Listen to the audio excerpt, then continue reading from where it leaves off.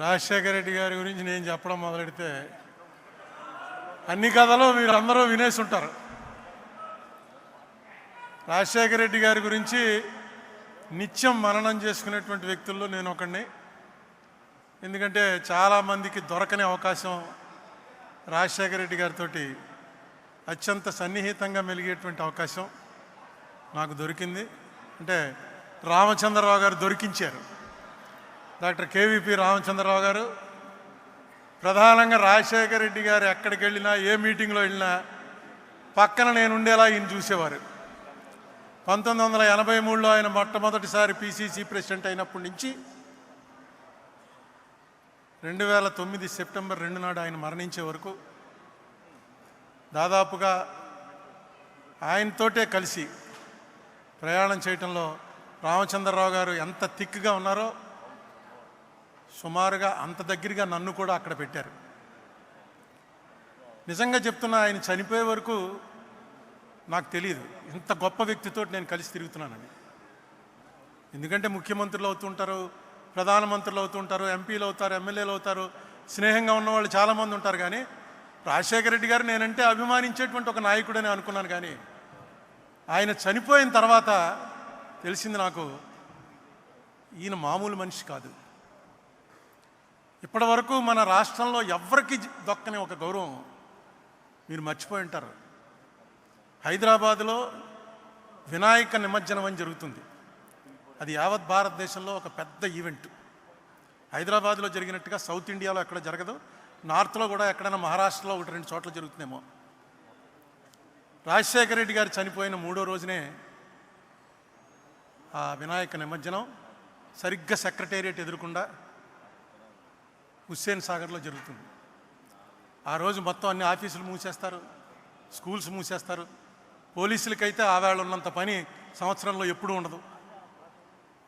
చాలా అసలు ఊరంతా డ్రామా, డప్పులు, డ్యాన్సులు భయంకరంగా ఉంటుంది.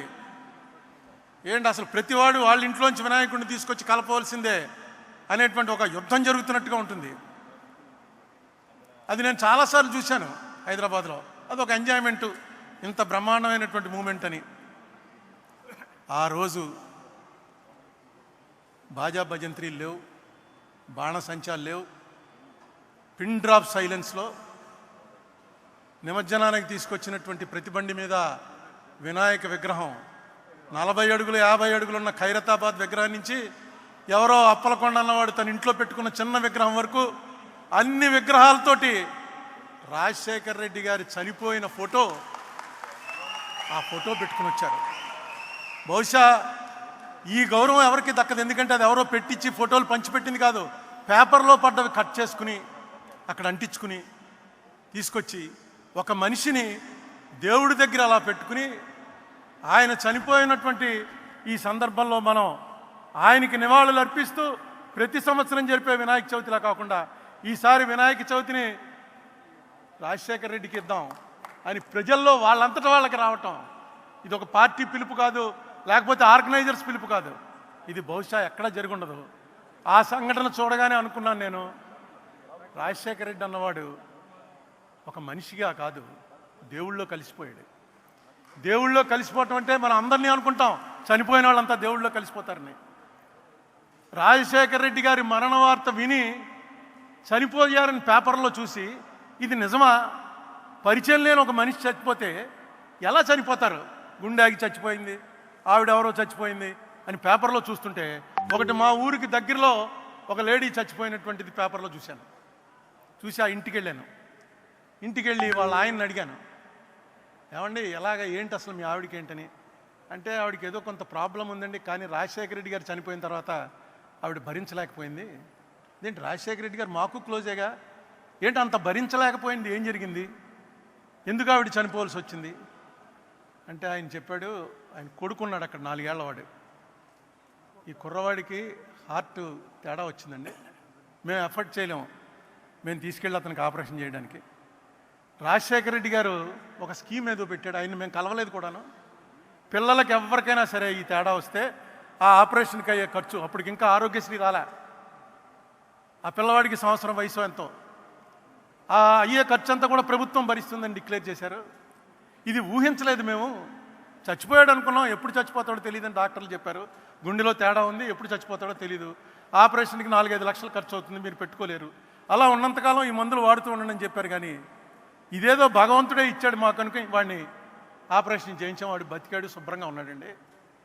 ఈ రాజశేఖర రెడ్డి గారు చచ్చిపోయిన తర్వాత టీవీలో వస్తుంది, అమ్మా అన్నా నమస్తే, అమ్మా నమస్తే, బాబు నమస్తే అని రాజశేఖర రెడ్డి గారిది ఆ పాత క్లిప్పింగ్ ఏదో తీసి టీవీలో చూపిస్తున్నారు. ఈ కుర్రాడు 3 చక్రాల సైకిల్ ఎక్కి అమ్మా నమస్తే, బాబు నమస్తే. అతనికి రాజశేఖర రెడ్డి తెలీదు, ఆపరేషన్ గొడవ తెలీదు, వాళ్ళ అమ్మ గొడవ తెలీదు, నాన్న గొడవ, ఎందుకు బతికాడో తెలీదు.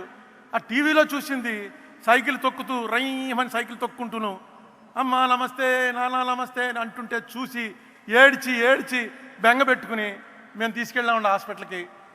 కానీ పని జరగలేదు, పోయింది. కొడుక్కి ప్రాణం పోసిన రాజశేఖర రెడ్డి ఇంత అర్ధాంతరంగా పోతాడని ఊహించలేదు. మేము కూడా అనుకోలేదు. బాధపడుతోంది, ఏడుస్తోంది, కానీ ప్రాణాల మీదకి వచ్చింది అది మేము అనుకోలే. ఆఖరిన హాస్పిటల్కి రష్ చేసేటప్పటికి లేదండి ప్రాణం పోయిందన్నారు. నిజంగా అది మేము కూడా ఊహించలేకపోతున్నాం. ఏ జబ్బు లేదు, వయసు చూస్తే 40 ఏళ్ళు, లేటుగా పుట్టాడు, ఒకడే కొడుకు, వాడు చచ్చిపోతాడా అనేటువంటి దీంట్లో ఉన్నప్పుడు రాజశేఖర రెడ్డే ప్రాణం పోశాడు. ఆ రాజశేఖర రెడ్డి హెలికాప్టర్లో బయలుదేరట చచ్చిపోవడం కూడా ఒక రోజంతా ఈ రాష్ట్రం మొత్తం ఏడిచింది. పార్టీలు మర్చిపోయి ఏడిచింది. గుళ్ళో, మసీదుల్లో, చర్చిల్లో ప్రార్థనలు చేసుకున్నారు. ఆర్గనైజ్డ్ కాదు, ఎవడ మట్టుకోడు దండం పెట్టుకుని రాజశేఖర రెడ్డిని బతికించే బాబు, ఒక్కటే అడుగుతాను, రాజశేఖర రెడ్డిని బతికించే చాలని. ఇలాంటి చావు బహుశా భగవంతుడు ఎవరికైతే నిర్దేశిస్తాడో అలాంటి వాళ్ళకే వస్తుంది. ఒక మనిషి వెళ్ళిపోతూ ఎంత ఇంపాక్ట్ పెట్టి వెళ్ళాడంటే మన మీద, ఎలాంటి ముద్ర కొట్టి వెళ్ళాడంటే మన మీద, బతికితే ఎలా బతకాలరా అనేటువంటి ఒక మెసేజ్ ఇచ్చాడు. అతను ఇందాక పళ్ళవరాజు గారు చెప్పినట్టు జీవితం అంతా అసమ్మతే, ఎవరుంటే వాళ్ళతో ఫైటింగే, ఎవరుంటే వాళ్ళతోటి కమాన్ ఛాలెంజ్ అని. అటువంటి మనిషి 2004లో ఆయన సీఎం అయ్యాక ఒక్క అసమ్మతి లేదు, ఎవ్వరూ ఆయన మీద నోరెత్తలేదు. కాంగ్రెస్ పార్టీలో అలా ముఖ్యమంత్రి ఉండటమే చాలా గ్రేట్. ఎలా ఉండగలిగాడరా అంటే ఒకే ఒకటి, ఎవరు వచ్చినా ఒక నవ్వు. ఆ నవ్వు ఎవరికి రాదు, అదిగో ఆ నవ్వు ఎవరికి రాదు. ఆ నవ్వు నవ్వడం, భుజం మీద కొట్టడం. రోజుకి ఎంతమందిని చూసేవాడో తెలియదు మనకి. పొద్దున్నే వచ్చిన జనాల్ని టెంట్లో, మిగతా మాలాంటి వాళ్ళందరినీ తలుపు దగ్గర ఇలా నిలబడేవాడు. తలుపు ఇలా తీయటం, బయట 50-60 మంది ఆయన్ని నమస్తే అండి, ఏయ్ నువ్వురా అన్నాం. లోపలికి కూర్చోడాలు ఏమీ లేవు. లోపల రాగానే ఏంటి అది కాదండి అంటే, అది కాదు, కాగితం తెచ్చావా, కాగితం తెస్తే కాగితమే అన్న, కాగితం తీసుకోవడం. ఆ కాగితం తీసుకున్నాడు ఆయన అంటే అయిపోయినట్టే, 90% పని అయిపోయినట్టు. ఒకవేళ అది అవ్వకూడని పని అయితే మొన్నటి పొద్దుటికి మనకు మెసేజ్ వచ్చేస్తుంది.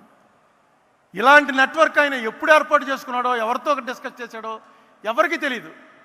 ఈ రామచంద్రరావు గారి ఆఫీస్ ఎక్కడో ఉండేది, రాజశేఖర రెడ్డి గారి ఆఫీస్ ఎక్కడో ఉండేది. ఎప్పటికప్పుడు ఇక్కడ ఏం జరుగుతుందో అక్కడికి తెలుసు, అక్కడ ఏం జరుగుతుందో ఇక్కడికి తెలుసు. బహుశా డెలిగేషన్ ఆఫ్ పవర్స్ అనేది తెలుసున్నటువంటి, నేను చూసిన వాళ్ళలో ఇంత బ్రహ్మాండంగా తెలుసున్నటువంటి ముఖ్యమంత్రి కానీ నాయకుడు కానీ మరొకరు లేడు. ముఖ్యమంత్రులు అవుతుంటారు, పోతుంటారు, కానీ నాయకుడు అనేవాడు అవ్వటం చాలా కష్టం. రాజశేఖర రెడ్డి ఒక నాయకుడు. రాజశేఖర రెడ్డితో 20 సంవత్సరాల పాటు ఏ పదవి లేకపోయినా అనేక మంది ఆయన వెనకాల వెళ్ళారంటే ఆ ఫేస్లో ఉన్నటువంటి ఆ గ్లామరు, నీకు కష్టం వస్తే నేను నిలబడతాను రా అనేటువంటి ఒక మెసేజ్ చెప్పకుండానే ఇచ్చేవాడు. ఎవరికి ఆ మాట అనేవాడు కాదు. ఆయన దగ్గరికి వెళ్తే ఆయనతో 2 నిమిషాలు మాట్లాడాక డెఫినెట్గా ఈయన మన కష్టం వస్తే నిలబడతాడు, ఈయనే మన లీడరు, ఈయనకి కన్సూప్ మేరలో ఈయన ఏమి అవ్వడన్నా ఎప్పటికోకప్పటికి ఈయన డెఫినెట్గా ఏదో అవుతాడు, మనల్ని కాపాడతాడు అనేటువంటి ఒక నమ్మకం కలిగించాడు రాజశేఖర రెడ్డి గారు. ఈవేళ ఆయన 75వది, మళ్ళా 100వ జయంతి కూడా చాలా గ్రాండ్గా జరుగుతుంది. అప్పటికి నేను ఉన్నాను. ఈవేళ 100వ జయంతి అనుకుని కూడా వస్తున్నాను. ఇంకా ఎందుకంటే ఈ మనిషి జ్ఞాపకాలు నిలిచిపోయే జ్ఞాపకాలు, మరిచిపోయే జ్ఞాపకాలు కాదు. ఈ మనిషిని మీరు ఇష్టపడుతున్నది ఆయన మీకేదో సాయం చేశాడని కాదు, ఇలాంటి వాడు ఒకడు ఉండాలిరా అని. సాయం అక్కర్లేదు మనకి, ఆ మనిషి మొహం ఒకసారి తలుచుకుంటే ఒక్కసారి తెలియకుండా ఆనందం కలుగుతుంది. ఇదే పరిస్థితుల్లో రాజశేఖర రెడ్డి ఉంటే ఏం జరుగునరా అనుకుంటే ఖచ్చితంగా మంచే జరుగుతుంది అని మనకి నమ్మకం వస్తుంది. రాజశేఖర రెడ్డి గారికి నివాళులు అర్పిస్తూ రేవంత్ రెడ్డి గారు వచ్చారు. ముఖ్యమంత్రి మాట చెప్పకపోతే బాగుండదు. రేవంత్ రెడ్డి గారు, మీకు ఈవేళ ఒక మహర్దవకాశం లభించింది. ఆంధ్ర తెలంగాణ మధ్య శాశ్వతంగా ఒక అనుబంధాన్ని కల్పించేటువంటి అవకాశం మీకు లభించింది. ఈ మాట ఎందుకనాలంటే ఇది కాంగ్రెస్ వాళ్ళే చేయగలరు. కాంగ్రెస్కు ఉన్నటువంటి జెనెటిక్గా కాంగ్రెస్ ముఖ్యమంత్రి అనగానే ఆయనే చేయగలడు ఈ పని. మన మధ్య ఆంధ్ర వాళ్ళకి ఏనాడు కూడా తెలంగాణ వారి మీద ఏ రకమైన కోపం లేదు, ఏ రకమైన ద్వేషం లేదు. అది మీకు తెలుసు. మీకు మా మీద కోపం వచ్చింది, దానికి ఒక కారణం ఉంది, అది మాకు తెలుసు. లేకపోతే పొన్నం ప్రభాకర్ నేను 5 ఏళ్ళు మాట్లాడుకోలే. 5 ఏళ్ళు రోజు ఇద్దరం ఎంపీలం బాగా క్లోజు.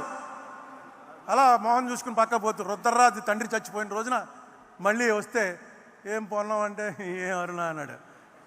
ఏంటంటే కారణం రాజకీయ కారణాలు. ఈ కారణాలన్నింటినీ కూడా ఒక్కసారి దాని మీద దృష్టి పెడితే రేవంత్ రెడ్డి గారు ఖచ్చితంగా వీటిని సెటిల్ చేయొచ్చు.